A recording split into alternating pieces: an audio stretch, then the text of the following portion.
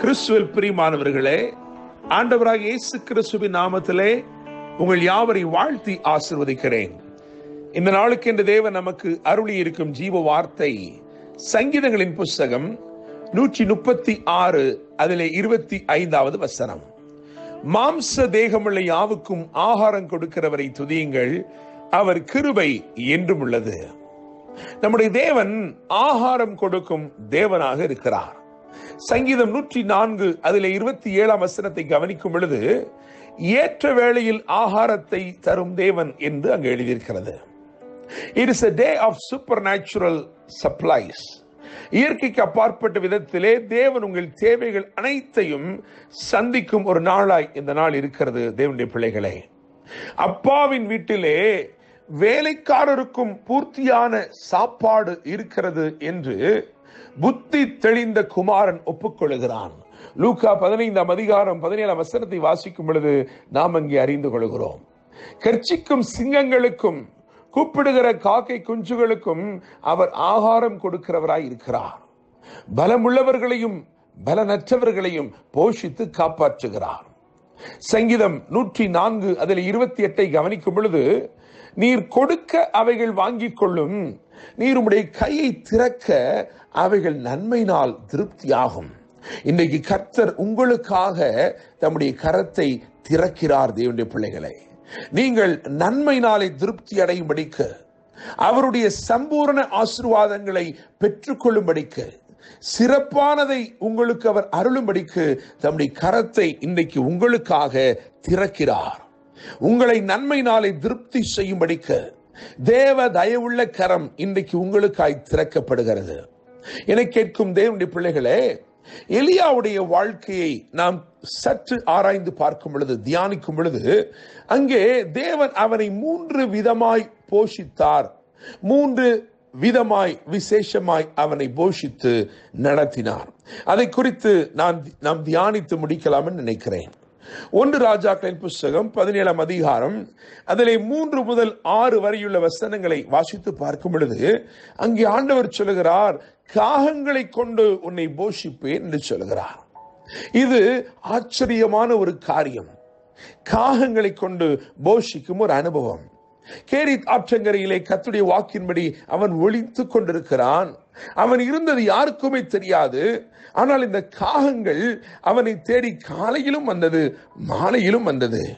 அவைகள் அப்பமும் இறைச்சியும் கொண்டு வந்தது என்று எழுதியிருக்கிறது. நீங்கள் கவனித்து பார்க்கும் பொழுது, ஒரு காகம் அவைகளை தன் கால்களை கொண்டு சுமந்து வர முடியாது.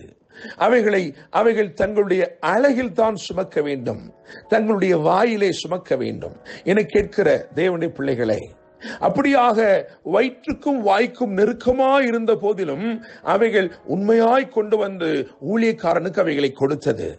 நான் நம்புகிறேன், விசுவாசிக்கிறேன், நிச்சயமாக இன்றைக்கு ஆச்சரியமான விதமாய் கர்த்தர் உங்களை போஷிக்க போகிறார்.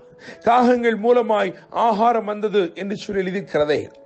இனம் தெரியாத, அடையாளம் தெரியாத, ஒருவேளை தேவன் ஒரு புறாவை அனுப்பியிருப்பார் என்று சொன்னால் அதற்குள்ள அடையாளங்களை அவன் குறித்து வைத்துக் கொண்டு அந்த புறாவுக்காய் அவன் காத்திருக்கலாம். அது வெள்ளை புறாவா இருந்தது, அதற்காய் காத்திருக்கிறேன் சரி. ஆனால் காகங்கள் எல்லாமே ஒரே போல இருக்கும். ஆனால் அவைகளை கொண்டு கர்த்தர் கூட்டமான காகங்களை கொண்டு தேவன் அவனுக்கு போஜனத்தை அருளினார். இரண்டாவதாக 1 ராஜாக்களின் புஸ்தகம் 17ஆம் அதிகாரம் 9ஆம் வசனம் மற்றும் 13 முதல் 15 வரையுள்ள வசனங்களை வாசிக்கும் பொழுது, அங்கே சாக கடந்த அல்லது ஒரு முடிவை நோக்கி பிரயாணித்துக் கொண்டிருந்த விதவை கொண்டு தேவன் அவனுக்கு அற்புதமான உணவளித்தார். என கேட்கும் தேவனுடைய பிள்ளைகளே, எடுக்க வந்து கொண்டே இருக்கும்படிக்கு தேவன் ஒரு அற்புதத்தை செய்தார். முதலாவது நிலையில் நாம் பார்க்கும் பொழுது, காகங்களை கொண்டு கர்த்தர் அவனை போஷித்தார் என்று சொல்லும் பொழுது, என்னுடைய தேவன் அல்லது நம்முடைய தேவன் கைவிடாத தேவன் என்று சொல்லும்படி விரும்புகிறேன். அவர் கைவிடாத தேவன். அவர் கேரித் ஆற்றங்கரையிலே நீங்கள் ஒளித்துக் கொண்டிருந்தாலும், நீங்கள் இருக்கிறது யாருக்குமே தெரியவில்லை என்றாலும், அவர் உங்களை கைவிடாத தேவன். You might be in a place where it is totally unreachable, it is totally remote, but this God, the God whom we serve, will never leave you, he will never forsake you. அவர் உன்னை நிச்சயமாய் கைவிடாத தேவன். இரண்டாவதாக நாம் இங்கே தியானிக்கிறோம், அற்புதத்தை கொண்டு போஷிக்கிறார். அற்புதமாய் இருக்கிறது. அற்புதமாய் இருக்கிறது. காரணம், இந்த பாத்திரத்தை வெறுமையாக்கி பரலோகத்தை திறக்கிறார். தேவ ஞானம் அது. அவள் தன் பானையை திறந்தாள், அவரோ பரலோகத்தை திறந்தார், நன்மை நாளை திருப்தி செய்யும்படிக்கு. என்னை கேட்கிற தேவனுடைய பிள்ளைகளே, இந்த இரண்டாவது இடத்திலே நான் காப்பாற்றும் தேவன் என்று சொல்ல விரும்புகிறேன். ஒரு குடும்பம் இருக்கிறது, அது மரணத்தை நோக்கி பிரயாணிக்கிறது. அங்கே தேவன் தம்முடைய தீர்க்கதரிசி அனுப்பி ஒரு அற்புதத்தை செய்கிறார். அது நிமித்தமாய் அவர்கள் காப்பாற்றப்படுகிறார்கள். தேவன் கைவிடாத தேவன், தேவன் காப்பாற்றுகிற தேவன். மூன்றாவதாக 1 ராஜாக்களின் புஸ்தகம் 19ஆம் அதிகாரம் 5, 6 ஆகிய வசனங்களை கவனிக்கும் பொழுது அங்கே தேவ தூதனை கொண்டு போஷிக்கிறார். தேவதூதனை கொண்டு போஷிக்கிறார். என்னை கேட்கிற தேவனுடைய பிள்ளைகளே, சூறை செடியின் கீழ் சோர்ந்து போய் கிடந்து, ஆண்டவரே நான் சாக வேண்டும் என்று கோருகிறான், என்னை எடுத்துக்கொள்ளும் என்று மன்றாடுகிறான். அப்படிப்பட்ட அந்த சூழ்நிலையிலே அவனை தேடி தேவன் தம்முடைய தூதனை அனுப்புகிறார்.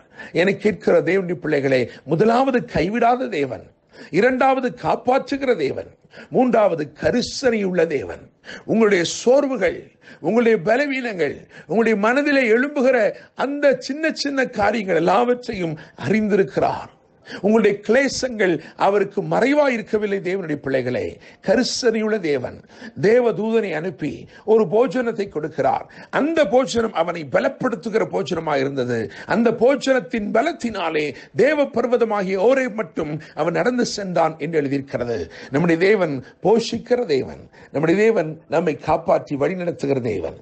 3 விதமாய் தேவன் எலியாவை போஷித்தார்.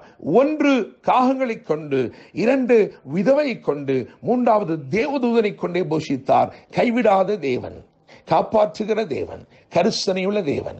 கர்த்தர் தாமே இந்த வார்த்தைகள் மூலமாய் இன்று உங்களை ஆசீர்வதித்து வாழ வைப்பாராக. மாம்ச தேகமுள்ள யாவுக்கும் ஆகாரம் கொடுக்கிறவரை துதியுங்கள், அவர் கிருபை என்றும் உள்ளது. என்று அன்புடன் pastor Daniel Moses. God bless you.